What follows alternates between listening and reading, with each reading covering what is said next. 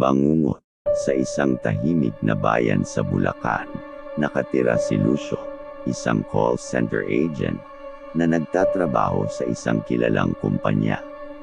Isang gabi, habang naglalakad siya pauwi mula sa trabaho, napansin niya ang kakaibang katahimikan sa lugar.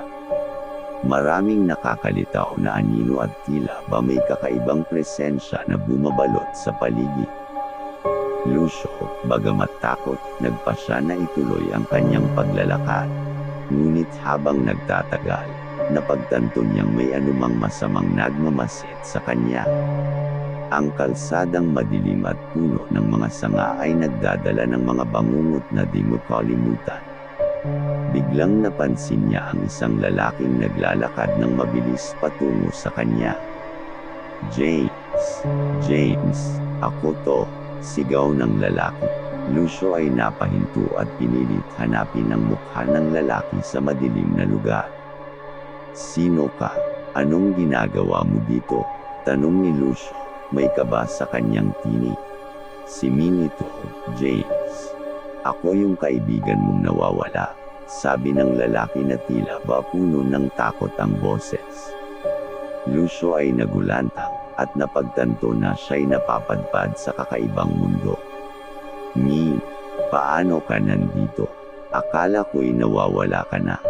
Nagtanong-tanong si Lucio habang inaalam ang dahilan ng kanilang pagkikita.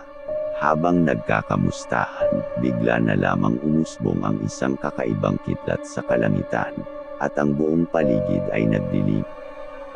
Takbo tayo, Lucio. Ang lugar na ito ay hindi ligtas, sabi ni Min na puno ng pangamba sa mukha. Nagsimula silang magmadali palayo sa lugar na iyon. Sa gitna ng kanilang pagtakas, naramdaman ni Lucio ang matindi at nakakakilabot na hangin na dumarampi sa kanyang paligid. Bawat hakbang ay tila naglalakbay sa kakaibang dimensyon, at nagsisimula ng mawala ng saysay ang mga nakasanayan niyang bagay. Hanggang sa isang sandaling napagod sila at napilitang huminto. Nangyari ang mga hindi maipaliwanag na mga bagay, at sila'y napadpad sa isang napakalawak at madilim na kagubatan. Naroon si James, isang kasama sa trabaho ni Lucio na nawala din. Ano itong lugar na ito? Bakit tayo napunta dito? Tanong ni James na puno rin ng takot. Naroon din si Min, tila ba naghahanap ng kasagutan. Ito ang lugar ng mga bangungot, mga kaibigan. Narito tayo upang magsanib puwersa at labanan ang mga puwersang hindi natin kayang unawain. Ang buong grupo ay nagtulungan upang malaman ang tunay na layunin ng lugar na kanilang napuntahan. Sa kanilang paglalakbay, natuklasan nila ang mga pangyayari sa ibang dimensyon na nakakapanindig balahibo. Sa bawat paglipas ng oras, nadarama ni Lucio ang paglakas ng kanyang loob. Ang mga bangungot ay tila ba nagiging mas malupit at naghahanap ng paraan para makapasok sa kanilang mundo. Ang grupo ay nagsanib puwersa upang labanan ang mga ito. Sa gitna ng kanilang laban, natuklasan ni Lucio na ang kanyang kakayahan ay hindi pangkaraniwan. May taglay siyang kapangyarihan na nagmumula sa kakaibang lugar, at ito ay naging susi sa kanilang tagumpay. Ngunit, habang nagtagumpay sila sa ilalim ng anino ng kakaibang dimensyon, bigla na lamang nagsalita ang isang mapanakit na tinig mula sa kaharian ng mga bangungot. Di kayo makakatakas sa aming kapangyarihan. Ang inyong pagsasanib puwersa ay walang halaga laban sa aming mga lihim. Habang binabaybay ang madilim na landas, napagtanto ni Lucio na ang pag-asa nila ay nakasalalay sa kanyang natatanging kapangyarihan. Subalit, kahit na anong gawin niya, tila ba hindi siya lubusang sigurado kung magtatagumpay sila. Isang gabi, habang natutulog si Lucio sa ilalim ng puno ng kakaibang kagubatan, isang senyales ang kanyang naramdaman. Isang pangarap na nagdadala ng mensahe mula sa ibang dimensyon. Sa paggising niya, napagtanto niya ang kahalagahan ng kanyang papel sa laban na ito. Ang pangarap ay naghatid ng gabay na nagtuturo kung paano magamit ang kanyang kapangyarihan ng wasto. Handa na siyang ipagtanggol ang kanyang mga kasama at ang kanyang sarili sa mga puwersang nagtatangkang sumire sa kanilang mundo. Ngunit, sa gitna ng kanyang paghahanda, naruroon ang mapanakit na tinig na nagsalita sa kanyang pangarap. Hindi kayo makakaligtas. Ang inyong kapangyarihan ay hindi sapat. Maghihintay kami sa inyong pagkatalo. Habang ang pangarap ay nagtatagal, naging mas matindi ang pagsubok na kanilang kinakaharap. Ang mga puwersa ng mga bangungot ay tila ba lalong dumarami at mas malupit. Sa kabila ng lahat, hindi nagpatinag si Lucio at ang kanyang grupo. Sa bawat laban, sa bawat pagsusumikap, unti-unti silang nananaig. Subalit, ang laban ay hindi pa tapos, at ang mga bangungot ay patuloy na nagtatangkang bumawi. Ano kaya ang hinaharap para kay Lucio at ang kanyang mga kasama? Ano ang kasunod ng kanilang kwento? Sa paglipas ng mga araw, nadama ni Lucio ang bigat sa kanyang mga balikat. Ang mga bangungot ay lalong nagiging malupit at tila ba nagiging mas matalim ang kanilang pangangatawan. Sa bawat pag-atake, mas maraming miyembro ng grupo ang napipilitang bumitaw dahil sa takot at pangamba. Habang naglalakbay sa kakaibang dimensyon, nagkaroon si Lucio ng mga madilim na pangitain.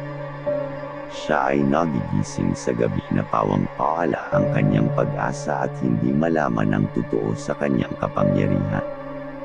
Ang bawat hudyat ay tila nagdadala ng mas matinding panganib. Si Min, na mas lalong nagiging misteryoso, ay nagbahagi ng kanyang sariling mga kakaibang karanasan.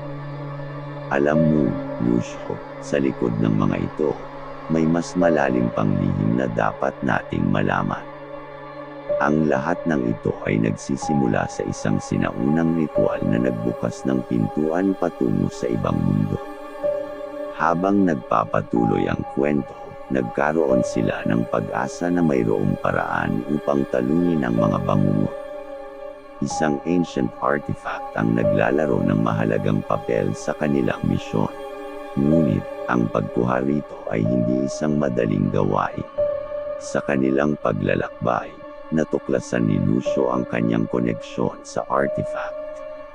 Siya ang hinirang na tagapagmana ng kapangyarihan nito, at sa kanyang mga kamay nakasalalay ang kapalaran ng kanilang grupo. Sa kabila ng takot at pangamba, nagpasya si Lucio na harapin ang kanyang tadhana. Isang gabi, habang ang buwan ay nagtataglay ng kanyang malamlam na ilaw, nakarating sila sa isang lugar na puno ng misteryo. Nakita ni Lucio ang ancient artifact na itinatago sa kanyang harapan. Ang kanyang puso ay nagulat sa di inaasahan dahil ito'y nagbigay ng liwanag at pag-asa. Subalit, habang binubuksan ni Lucio ang kanyang kamay upang kunin ang artifact, bigla siyang hinatak pabalik ng isang napakalakas na puwersa. Parang ang buong kakahuyan ay nagbigay buhay at kumukutitap sa kakaibang liwanag. Mahirap gawin ito, Lucio, sabi ni Min, na tila ba alam ang mangyayari. Kailangan mong ipagsiksikan ang iyong sarili sa ibang dimensyon. Ang lahat ng bagay ay makakasalalay sa iyo. Lucio, bagamat puno ng kaba, ay hindi nagatubiling gawin ang nararapat. Sa isang iglap, siya ay naglaho sa harap ng kanilang mga mata. Ang buong dimensyon ay nag-iba at naglakbay si Lucio sa kakaibang landas na puno ng mga alon ng kakaibang liwanag at anina. Habang nasa ibang dimensyon si Lucio, natuklasan niya ang kanyang sarili sa gitna ng isang malupit na laban. Ang mga bangungot ay tila ba hindi makapaniwala na may isang mortal na nagtatangkang sumalungat sa kanilang kapangyarihan. Sa likod ng isang malaking pinto, nakatagpo si Lucio ng isang pangkat ng mga piling bangungot na nagtataglay ng malakas na kapangyarihan. Sila ang mga tagapamahala ng kanilang dimensyon, at nakatanim ang susi sa kanilang tagumpay. Hindi natitinag si Lucio sa harap ng kanilang mga mata. Ang artifact ay nagbigay sa kanya ng kakayahan na makipagsabwatan sa mga puwersang hindi maunawaan ng karaniwang tao. Bagamat madilim ang daan, nagtulungan silang labanin ng mga bangungot na nagtatangkang pigilan si Lucio sa kanyang misyon. Ang laban ay tumagal ng ilang araw. Bawat sandali ay puno ng takot at pangamba, ngunit hindi nagpatinag si Lucio. Sa dulo ng kanyang paglalakbay sa ibang dimensyon, naabot niya ang isang lugar na puno ng liwanag, tila ba nagsisilbing simbolo ng tagumpay. Sa pagbalik ni Lucio sa kanilang dimensyon, nakita niya ang mga bangungot na unti-unting nawawala. Ang lugar na iyon ay tila nag-aalok ng isang bagong pag-asa para sa kanilang bayan sa Bulacan. Subalit, ang kwento ay hindi pa tapos. Ang malupit na pangyayari sa ibang dimensyon ay nag-iwan ng mga epekto sa totoong mundo. May mga bahagi ng kakaibang dimensyon na nagtaglay ng kapangyarihan at ngayon ay nakapasok sa kanilang mundo. Ano kaya ang magiging epekto nito sa kanilang buhay at sa bayan ng Bulacan? Pagbalik ni Lucio sa totoong mundo, nadama niyang may kakaibang pagbabago sa kanyang sarili. Ang kanyang mga mata ay nagtataglay ng kakaibang liwanag, at ang kanyang katawan ay puno ng diwa ng kakaibang dimensyon. Hindi malaman ni Lucio kung ito'y biyaya o sumpa. Sa paglipas ng mga araw, napansin niyang unti-unti siyang nawawala ng kontrol sa kanyang kapangyarihan. Ang mga bangungot na kanilang laban ay tila ba bumabalik sa totoong mundo, at ang bayan ng Bulacan ay napapalibutan na ng kaharian ng dilim. Ang grupo ni Lucio ay nag-aalala sa kanyang kalagayan. Lucio, kailangan natin hanapin ang paraan upang kontrolin ang kapangyarihan mo bago ito'y tuluyang manakop sa iyo, sabi ni James, na puno ng pangangamba sa kanyang mga mata. Isang araw, habang naglalakbay sila patungo sa isang lugar na sinasabing may kilalang manggagamot na makakatulong kay Lucio, bigla na lang silang napadpad sa isang misteryosong puok. Ang lugar ay tila ba napag-iwanan ng panahon, at may kakaibang katahimikan na bumabalot sa buong paligid. Doon ay nakilala nila si Elena, isang matandang manggagamot na may malalim na kaalaman sa mga kaharian ng kakaibang dimensyon. Lucio, nararamdaman ko ang pagbabago sa iyong katawan. Ang iyong kapangyarihan ay lumalaban para sa kapayapaan. Subalit kailangan mong matutunan itong kontrolin, sabi ni Elena na may mapanuring mga mata. Sa ilalim ng gabay ni Elena, nagsimula si Lucio ng masusing pagsasanay upang maunawaan at kontrolin ang kanyang kapangyarihan. Ang mga araw at gabi ay puno ng mga ritual at pamamaraan na naglalayong itong maging isang sandata laban sa nagbabalik na bangungot. Sa bawat hakbang, nadama ni Lucio ang paglalaban ng kanyang sariling kalooban at ng kanyang natatanging kapangyarihan. Ang pagiging handa na yakapin ang kanyang tadhana ay nagbigay sa kanya ng lakas at tapang upang harapin ang anumang panganib. Ngunit habang si Lucio ay nagpapakatatag, napansin ni Min na may isa pang panganib na kanilang kinakaharap.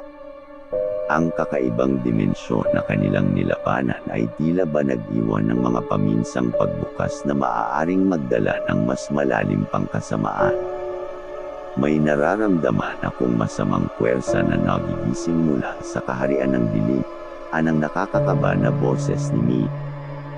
Kailangan nating alamin kung paano ito mapipigilan bago ito'y muling maghari. Sa kanilang paglalakbay, dumating sila sa isang lugar na puno ng mga nakakatakot na palatandaan ng masamang presensya. Ang mga puno ay nagdudulot ng malamig na hangin na tila ba nagdadala ng mga kakaibang sumpa. Ang kanilang mga mata ay nagtaglay ng takot, ngunit ang kanilang tapang at determinasyon ay mas malakas. Sa gitna ng lugar na iyon, natagpuan nila ang isang pintuan na tila ba nagbukas patungo sa kakaibang dimensyon.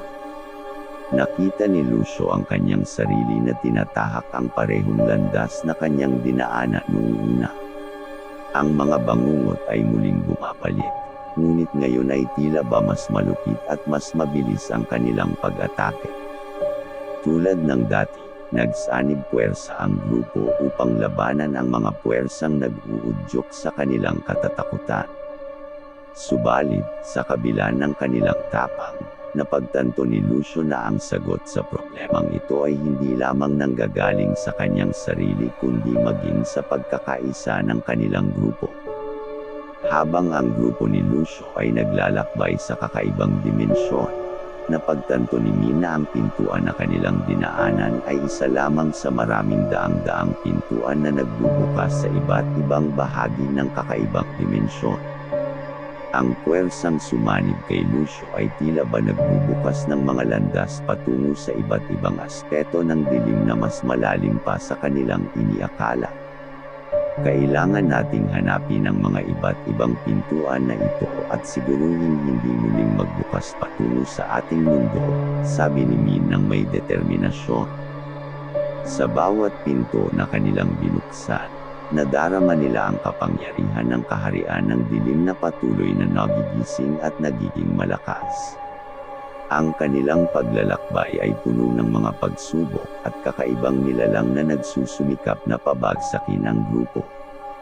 Isang gabi, natagpuan nila ang isang pintuan na tila ba nagdadala sa puso ng kaharian ng dilim. Sa likod ng pintuan, naranasan nila ang masamang atmosfera na nagdudulot ng takot at pangamba. Ang mga pader ay may nakaukit na mga kakaibang simbolo na tila ba naglalarawan ng mga anting-anting na nagdadala ng malakas na kapangyarihan. Nang matagpuan nila ang pangunahing altar na nagpapakita ng lakas ng kaharian ng dilim, napagtanto ni Lucio na kailangan nilang sumabak sa isang labanang mas malupit pa kaysa sa mga nauna. Sa pagtatangka na sirain ang altar, nagising ang mga nilalang sa kaharian ng dilim. Ang kanilang mga mata ay naglalabas ng kakaibang liwanag na nagdudulot ng pangangatal sa buong katawan. Ang laban na ito ay hindi tulad ng anumang nauna nilang pagsusumikap. Ito ay sagupaan ng mga taong nais pigilan ang pagdapo ng dilim sa kanilang mundo. Ang grupo ni Lucio ay nagtagumpay sa kanilang pag-atake, ngunit sa bawat nilalang na kanilang pinatay, tila ba lumalakas lalo ang kapangyarihan ng dilim. Si Lucio, na patuloy na nakakaramdam ng mga epekto ng artifact, ay napapagod na at unti-unting nawawalan ng lakas. Sa kaharian ng dilim, nakatagpo sila ng isang matandang Diyosa na nagpakilala bilang si Hecate, ang tagapamahala ng mga pintuan ng kaharian ng dilim. Hindi madali ang inyong misyon, Lucio, ngunit kailangan ninyong isakripisyo ang inyong sarili para mapanatili ang balanse ng mga dimensyon, sabi ni Hecate nang may isang nakakatakot na ngiti. Nahulog ang puso ni Lucio sa pangunahing altar ng kaharian ng dilim, at sa isang ritual na puno ng misteryo, nagtagumpay siya na isara ang mga pintuan patungo sa kaharian ng dilim. Ang buong dimensyon ay nagdilim, at ang kapangyarihan ng kaharian ng dilim ay bumagsak. Sa pagkakabasag ng altar, bumagsak si Lucio sa lupa, pagod at sugatan. Ang kanyang mga kaibigan ay nagmadali sa kanyang tabi, ngunit napagtanto ni Lucio na mayroong kakaibang kaparusahan sa kanyang ginawa. Ang kapangyarihan ng kaharian ng dilim ay umagos sa aking katawan. Ang dilim ay isang bahagi na ng aking puso, ani Lucio nang may pagburok. Ang grupo ay napuno ng lungkot at pangangamba. Ang kanilang paglalakbay ay mayroong masamang resulta na hindi inaasahan. Subalit, kahit nasa gitna ng dilim at panganib, naruroon pa rin ang liwanag ng pag-asa. Ang mga bangungot ay unti-unti nang nawawala, at ang bayan ng Bulacan ay unti-unti nang bumabalik sa normal. Subalit, ang kwento ni Lucio ay hindi pa tapos. Ano kaya ang magiging kapalaran niya matapos ang kanyang heroic sacrifice? Ano ang naghihintay sa kanilang mundo pagkatapos ng laban na ito? Sa kanyang heroic sacrifice, nagbukas ng bagong yugto ang kwento ni Lucio. Ang kanyang katawan ay napuno ng dilim na nagmula sa kaharian ng dilim, at ang pangyayaring ito ay nag-iwan ng masalimuot na epekto sa kanyang sarili. Ang mga pangarap ay nagiging masalimuot, puno ng mga larawan ng mga nilalang sa kaharian ng dilim. Isang umaga, pagkagising ni Lucio, napagtanto niyang may bago siyang kapangyarihan, ang kakayahan na makita ang mga paminsang lihim at nagtatago sa dilim. Sa paglipas ng mga araw, natutunan niyang gamitin ang kanyang bagong kakayahan upang labanan ang mga natitirang bangungot na nagtatangkang bumalik. Habang siya'y lumalakad sa kalsada ng bayan ng Bulacan, nakatagpo siya ng mga multo ng mga taong pumanaw sa mga kamay ng mga nilalang ng kaharian ng dilim. Ang mga multo ay nagbibigay babala na may nalalabi pang panganib, at ang kamatayan ni Lucio ay hindi tapos na ang kwento. Sa bawat paglipas ng gabi, nadarama ni Lucio ang kanyang katawan na sumisiklab sa pangangailangan ng dilim. Naisin man niyang humingi ng tulong, naging matindi ang takot ng mga tao sa kanya. Ang bayan ng Bulacan ay puno ng haka-haka at kwento tungkol sa kanyang mga kapangyarihan. Isang araw, habang naglalakad si Lucio sa bayan, nakatagpo siya ng isang matalik na kaibigan mula sa kanyang nakaraan na si Alex. "Lucio, ano bang nangyari sa iyo? Ano itong mga kwentong naririnig ko tungkol sa iyo?" tanong ni Alex, na puno ng pangangamba. "Ito ay ang epekto ng aking paglalaban sa kaharian ng dilim. Ang dilim na nararamdaman ko sa aking katawan ay isang bahagi na ng laban na ito," sagot ni Lucio na may pag-aalinlangan. Nais niyang ipagtapat ang lahat kay Alex, ngunit ang pag-aalala sa kanyang mga mata ay nagdudulot ng panghihinayang kay Lucio. Alam niyang hindi madali tanggapin ng kanyang kaibigan ang totoong nangyari sa kanya. Sa gitna ng pagiging bunga ng kanyang pagkakasakripisyo, natuklasan ni Lucio na ang kanyang mga kakayahan ay maaaring gamitin hindi lamang upang labanan ang dilim kundi pati na rin ang mga masasamang tao sa totoong mundo. Ipinasya niyang gamitin ang kanyang bagong kapangyarihan sa mabuting paraan. Sa paglipas ng mga buwan, naging bantayog si Lucio sa bayan ng Bulacan. Ang kanyang katawan na puno ng dilim ay nagiging simbolo ng pag-asa at kapangyarihan laban sa mga puwersang masama. Ang mga tao sa bayan, kahit na sa unay natatakot sa kanya, ay unti-unti nang naging kampante sa kanyang pagiging tagapagtanggol. Isang gabi, nang maglakbay si Lucio patungo sa gubat upang magtago sa dilim, napagtanto niyang may bagong panganib na humaharap sa bayan. Ang mga tao sa kaharian ng dilim ay hindi nagtagumpay na muling mabuksan ang pintuan, ngunit mayroong natitirang mga puwersang nananatili at nagtatago sa dilim. Ang kanyang paglalakbay ay nagbigay liwanag sa mga plano ng mga natirang puwersa ng dilim. Ang mga ito ay nagtatago sa mga lugar na puno ng mga misteryosong puwersa na nakakapagpalakas sa kanilang kapangyarihan. Ngunit sa kabila ng mga panganib, nanatili ang pangako ni Lucio na itatanghal ang kanyang sarili para sa kanyang bayan. Sa paglipas ng mga buwan, nanatili si Lucio na naglalakbay sa gubat, nagtatago sa dilim at nagmamasid sa mga nagaganap sa kanyang bayan. Ang kanyang misyon na maging tagapagtanggol ay nagdudulot ng takot sa ilang tao, ngunit may mga nagsusumikap na makilala ang totoong layunin ng kanyang pakikibaka. Sa bayan, si Alex ay nagtatrabaho ng masikap upang mahanap ang paraan na makatulong kay Lucio. Namulat siya sa mga misteryo at kaharian ng kakaibang dimensyon na bumabalot kay Lucio. Sa kanyang mga pag-aaral, Natuklasan ni Alex ang mga sinaunang ritual at mga anteng-anteng na maaaring magkaroon ng bisa laban sa mga puwersang masama. Isang araw, habang nasa gitna ng kanyang pagsasanay, natuklasan ni Alex ang isang sinaunang aklat na naglalaman ng mga ritual na magagamit upang kontrolin ang kapangyarihan na nagtataklap kay Lucio. Pinilit niyang maintindihan ang mga natutunan, na may layuning bigyang tulong ang kanyang kaibigan. Samantalang iyon ang nangyayari, sa ilalim ng kaharian ng dilim, may isang lihim na puwersa na nagigising.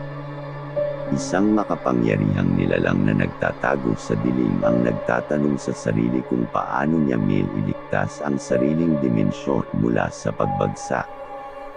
Nang malaman ni Lucio ang natuklasan ni Alex, nagbalik siya sa bayan upang subukan ang mga ritual at anteng-anteng na maaaring gamitin para mapanagot ang kanyang sarili mula sa kapangyarihan ng dilim. Ngunit, sa kanyang pag-uusap kay Alex, napagtanto niyang ang puwersa sa kanyang katawan ay nagdudulot na ito ng pag-aalinlangan at takot. Samantalang siya'y nagpapasya kung itutuloy niya ang ritual o hindi, biglang umusbong ang mga bangungot na naglalakbay patungo sa bayan. Ang dilim ay nagambon mula sa langit, at ang kakaibang kaharian ng dilim ay tila ba nagiging mas malapit. Ang bayan ng Bulacan ay bumabalot sa dilim habang ang mga tao ay nagtatakbuhan sa mga bahay at naglalabas ng mga pwesto ng depensa. Si Lucio, na puno ng agam-agam, ay nagpasya na tanganin ang kanyang tungkulin bilang tagapagtanggol at tahakin ng landas ng ritual na maaaring magbigay linaw sa kanyang kinabukasan. Sa harap ng altar na kanyang gagamitin para sa ritual, nadama ni Lucio ang presensya ng kanyang mga kaibigan, kabilang si Alex. Nagkaisa silang lahat na labanan ang masasamang puwersa na nagtatangkang bumalik. Sa pagtatapos ng ritual, tila ba bumaba ang isang lihim na liwanag mula sa langit, at ang katawan ni Lucio ay unti-unting napawi ang dilim.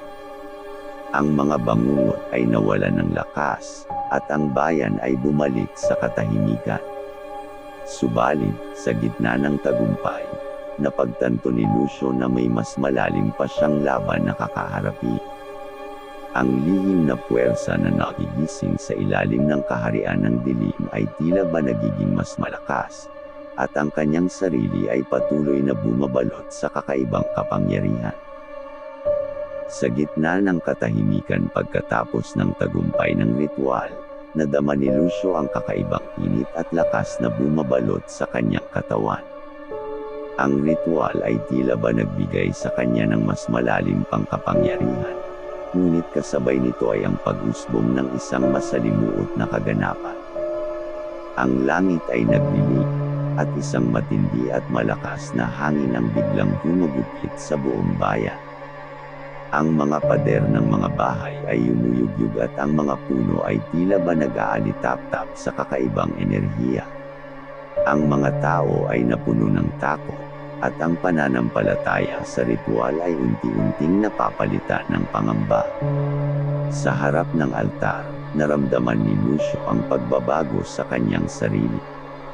Ang kanyang mga mata ay nagliwanag ng mas mabilis, at ang kanyang balat ay parang may naglalakihang ugat na nagdudulot ng kakaibang dilim.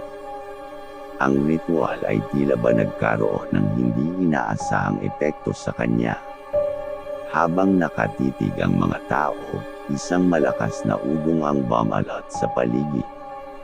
Ang hangin ay napuno ng malupit na pangantoto, at ang ritual na inakala nilang magdadala ng liwanag ay tila ba nagdulot ng kakaibang panganib. Biglang umusad sa kalagitnaan ng ritual ang isang anino na may matindi at malakas na presensya. Ang anino ay bumaba mula sa langit at nagtamo ng anyo ng isang matandang babae na naglalakad sa direksyon ni Lucio. Ang kanyang mga mata ay nagtataglay ng apoy na nagdudulot ng pangamba sa mga nakakakita. Anong uri ng ritual ang inyong ginawa? Tanong ng babae, ang boses na puno ng kapangyarihan.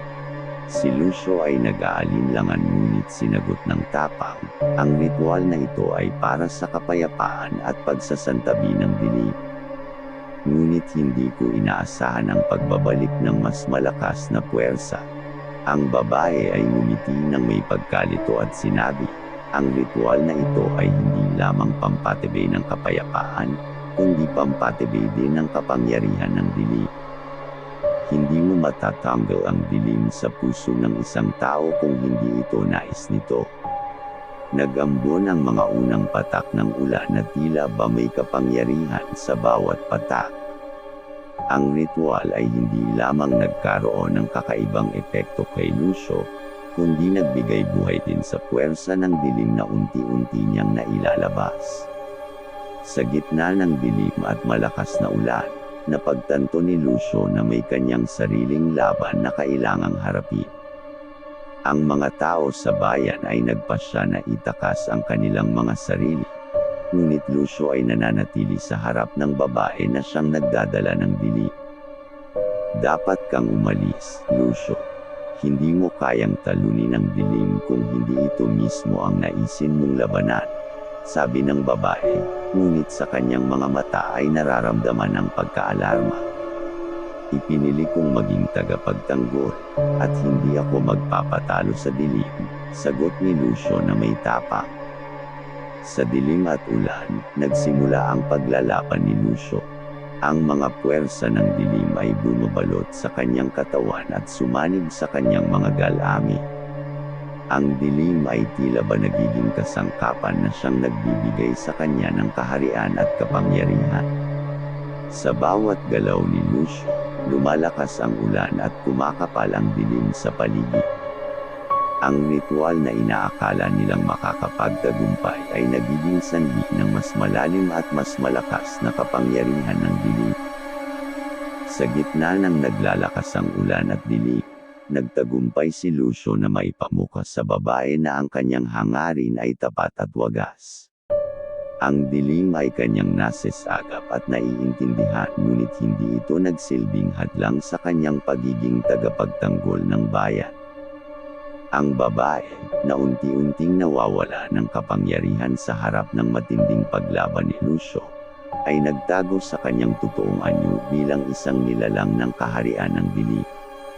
Maaaring matapos ang laban na ito, Lucio, ngunit ang dilim ay palaging bahagi ng puso ng bawat tao. Huwag mo akong isipin na kaharian ng kadiliman lamang. Ako ay nagsisilbing pahayag ng mga lihim at gahom na bumabalot sa lahat ng bagay. Sa kabila ng mga sinabi ng babae, nagpatuloy si Lucio sa paglaban. Ang kanyang mga mata ay sumiklab ng liwanag, at ang dilim ay naglisan, iniiwan ang bayan ng Bulacan sa katahimikan. Sa pagtatapos ng laban, naroon si Alex na puno ng pangangamba sa kanyang mata. Lucio, ano ang nangyari? Ano ang kaharian ng dilim? Iniwan na niya ang bayan, Alex. Ngunit napagtanto ko na ang dilim ay hindi palaging masama. Ito ay isang bahagi ng ating sarili na dapat nating unawain at harapin, sagot ni Lucio na puno ng kahinahuna. Ang mga tao sa bayan ay unti-unting lumabas mula sa kanilang mga tirahan, nag-aalab ang kuryosidad at pangamba sa nangyari. Ang ritual na inaakala nilang magdadala ng liwanag ay nagdulot ng kaharian ng dilim, ngunit sa pagtatapos ng lahat, si Lucio ay naiwan na may bagong pangunawa sa kanyang sarili at sa kakaibang dimensyon na kanyang pinaglalaban. Ang kwento ni Lucio ay naging alamat sa bayan ng Bulacan. Siya ay itinuring na bayani na nagtagumpay sa laban ng dilim, ngunit ang kanyang pag-unawa sa kapwa at sa sarili ay nagbukas ng pintuan patungo sa bagong simula. Samantalang ang dilim ay palaging nagtatago sa mga sulok ng bawat puso. Natutunan ng bayan na ito ay hindi lamang nagdadala ng takot at panganib, kundi maaari rin itong maging gabay sa landas ng katotohanan at kaunlaran. Sa pagtatapos ng kwento, nananatili ang kaharian ng dilim sa mga lihim ng bayan. ngunit sa bawat dilim ay nagtataglay ng pangako ng pag-asa at pag-usbong. At sa pangangalaga ni Lucio, ang bayan ng Bulacan ay nagpatuloy sa pagharap sa kinabukasan, handang tanggapin ang anuman ang dumating. Hanggang sa susunod na kwento ng katatakutan, salamat, please subscribe, like and share. Kwento ng Kaba.